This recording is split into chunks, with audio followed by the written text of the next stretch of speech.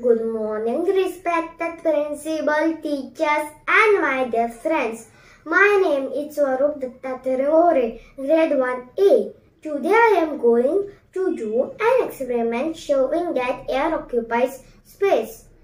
This experiment was invented by the Italian scientist Evangelista Torricelli.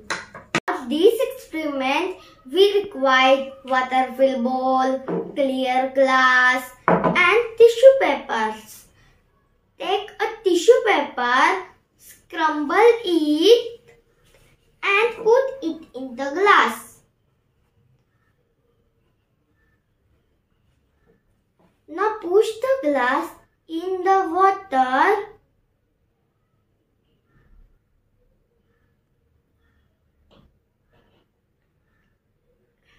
Let's check if the tissue paper is dry or wet.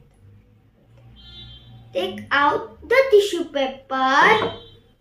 We can see the tissue paper is dry. Because there was no space to enter the water in the glass.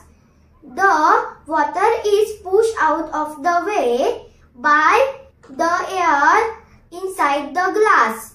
This experiment shows that air occupies space. Thank you.